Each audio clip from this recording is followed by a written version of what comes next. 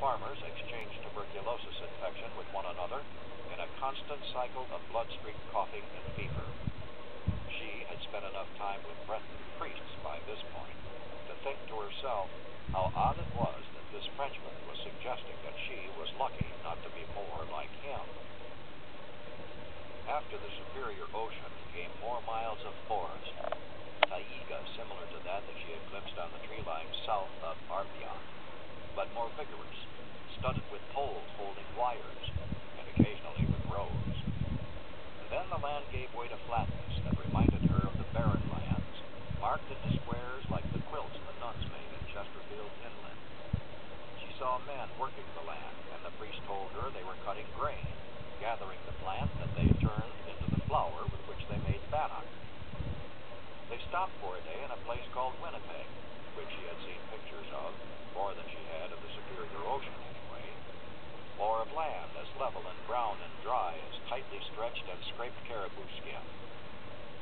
The priest took her for a walk around the railway station, across Main Street to Broadway Avenue, and into the lobby of the Hotel Fort Garry, which looked like a brighter version of the granite convent of the nuns in Montreal. The desk clerk clicked his tongue with the priest, and so he took Victoria outside again, and they walked up another street to the Eaton store, where the priest bought her a pen and notebook of her own, and a coat and some boots, and a sweater and a skirt, and leggings. Around them streamed crowds of people on every side.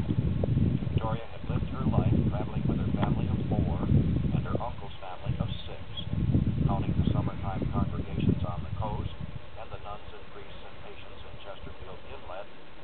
She had seen perhaps 100 other human beings in her life. There were this many within her field of sight at any moment in the Eaton store. When the priest spoke to her in Inuktitut, people looked at him as if smiled.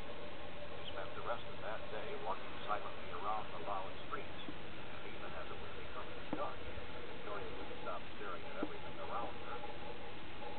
That evening, they got back onto their train. It launched into motion as she was climbing into her bunk after saying her prayers at the priest's insistence. She fell asleep to the swaying motion of the train, and all night she inhabited dreams that were louder and more rapidly moving than anything she had known.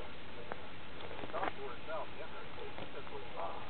Then she settled back and enjoyed them, less worried that she was going mad. The following day passed in a green and auburn blur of jack pine and black spruce and tamarack trees as the train headed north. The farm had begun to thin out, and the grain fields gave way to pasture, then to bush. After the evening meal, the priest told Victoria that the next day they would reach the hospital, where she would remain until she was cured. She asked would there be other people there who spoke her language. He said there would be. Victoria said goodnight to Pierre Raymond and crawled into her berth.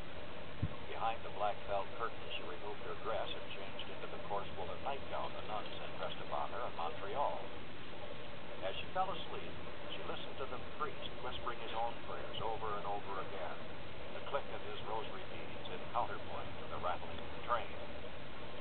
After the vicar of Montreal and Winnipeg, DePauw was a forlorn-looking place.